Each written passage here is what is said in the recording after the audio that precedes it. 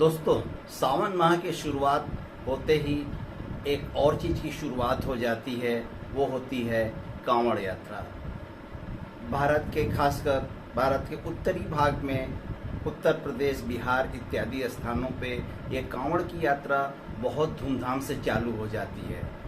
तो इस कांवड़ यात्रा का क्या अर्थ है, क्या महत्व है, क्यों किया जाता है कांवड़ यात्रा, और सबसे पहला कांवड़ यात्रा किसने की थी और क्यों की थी, आज इन्हीं सभी प्रश्नों का उत्तर जानेंगे आज के इस वीडियो में। सभी दोस्तों को योगी बनारसी का प्यार भरा नमस्कार। दोस्तों, वीडियो में बने रहिएगा और मैं आज बताऊंगा एक एक करके कि कौन थे पहले कांवड़िया और किसने शुरू की थी कांवड़ यात्रा आज के इस वीडियो। दोस्तों, कहते हैं कि कांवड़ यात्रा का संबंध समुद्र मंथन से है। जब समुद्र मंथन के समय अमृत से पहले विष निकला और उस विष से पृथ्वी को बचाने के लिए, मानव जीवन को बचाने के लिए उस विष को हमारे महादेव जी ने ग्रहण कर लिया और उस विष का ग्रहण करने से उनके शरीर पे एक तरीके से नकारात्मक प्रभाव पड़ने लगे और उस नकारात्मक प्रभाव को रोकने के लिए महादेव जी ने अपने सिर पर चंद्रमा को धारण किया और सभी देवी देवता गंगा जल ला करके उनको अर्पित किए। शायद तभी से ये कांवड़ का संबंध शिव जी से है।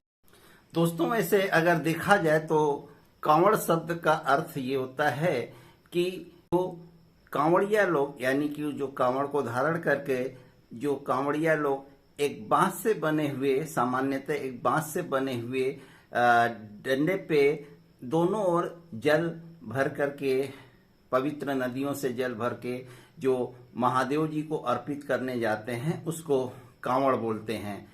और ये कांवड़ विभिन्न तरीके से सजाया होता है, बहुत सुंदर सुंदर तरीके से सजाया होता है। लेकिन वास्तव में कांवड़ का शाब्दिक अर्थ है वो तपस्वी, वो श्रद्धालु जो विभिन्न प्रकार की कठिनाइयों को, विभिन्न प्रकार की बाधाओं को पार करके अपने लक्ष्य से बिना चूके हुए कठिन बाधाओं को पार करते हुए यात्रा करता रहता है और अपने स्थान पे पहुंचता है। जिस कार्य में कार्यकर्ता अपने लक्ष्य के प्रति मुश्किलों को अनदेखा कर प्राप्त कर लेता है, उसे कहते हैं कांवड़।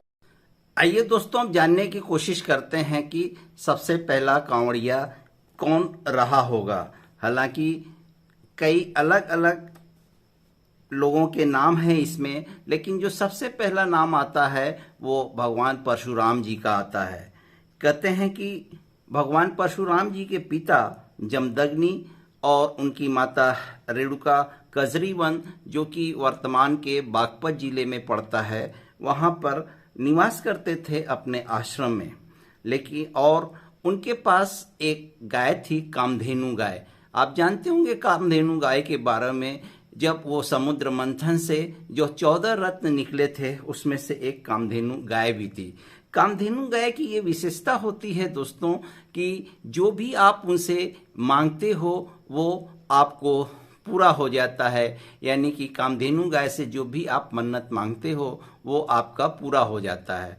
और उसी समय एक राजा या एक राक्षस दुष्ट, जिसका नाम सहस्त्रबाहु था, सहस्त्रबाहु को जब पता चला कि जमदग्नि और रेणुका के पास ये कामधेनु गाय है तो वो उनसे मांगने आया। लेकिन ऋषि जमदग्नि ने उस गाय को, कामधेनु गाय को सहस्त्रबाहु को नहीं दिया। तो गुस्से में सहस्त्रबाहु ने जमदग्नि और रेणुका को मार डाला। और जब परशुराम जी वापस आए और उन्हें पता चला सहस्त्रबाहु के इस कुकृत्य के, उन्होंने सहस्त्रबाहु का वध कर दिया। और सहस्त्रबाहु का वध करने के बाद अपने तपोबल से अपने पिताजी को उन्होंने, यानी कि ऋषि जमदग्नि को उन्होंने जिंदा कर दिया। और जिंदा करने के बाद उन्होंने इस हत्या का प्रायश्चित करना चाहा और इस प्रायश्चित करने के लिए उन्होंने शिव जी की एक शिवलिंग की स्थापना की।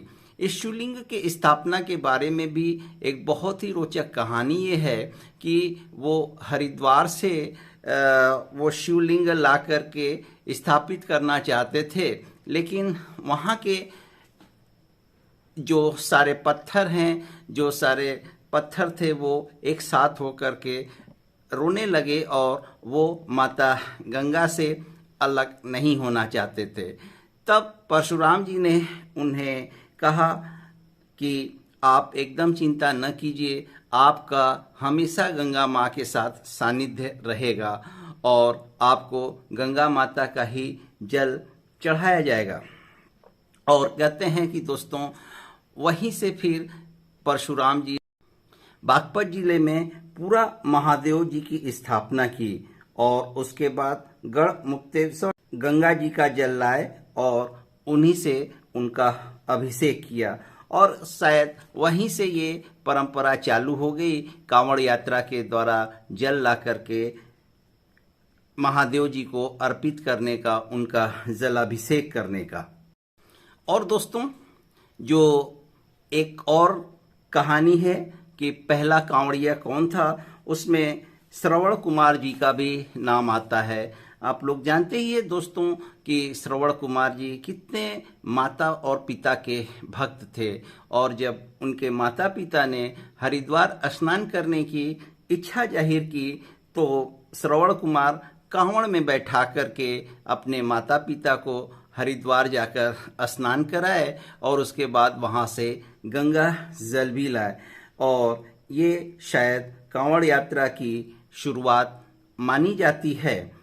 तो परशुराम जी के बाद श्रवण कुमार जी का नाम आता है कांवड़ यात्रा के संबंध में। दोस्तों कहते हैं कि भगवान राम ने भी कांवड़ यात्रा की थी। वो वर्तमान के बिहार के सुल्तानगंज जिले से जहाँ की एक बार माता गंगा फिर से उत्तर वाहिनी हो जाती हैं, वहाँ से गंगा जल ले जाकर के बाबा बैजनाथ धाम में जलाभिषेक किए थे। तो श्री रामचंद्र जी से भी कांवड़ यात्रा का एक संबंध जरूर है। कहते हैं कि दोस्तों रावण ने भी कांवड़ यात्रा की थी। अपने परम पूजनीय महादेव जी के समुद्र मंथन के विष के नकारात्मक प्रभाव से मुक्ति दिलाने के लिए रावण ने भी कांवड़ यात्रा करके माता गंगा का जल पूरा महादेव के मंदिर में ला करके उनका जलाभिषेक किया था। तो इस तरीके से कांवड़ से भी रावण का संबंध है। अब दोस्तों आप ये निर्णय करें कि इन लोगों में से प्रथम कांवड़िया कौन रहा होगा। अगर आप लोगों को जो भी प्रथम कांवड़िया लगता है उसको कमेंट बॉक्स में ज़रूर बताइएगा और वीडियो पसंद आया होगा तो लाइक शेयर भी ज़रूर कीजिएगा। और अगर मेरी वीडियो आपको पसंद आती है तो चैनल को सब्सक्राइब भी ज़रूर कर दीजिएगा। आप लोग वीडियो में बने रहें, इसके लिए आप लोगों का बहुत बहुत धन्यवाद। फिर मिलते हैं किसी अगले वीडियो में, तब तक के लिए जय हिंद, वंदे मातरम।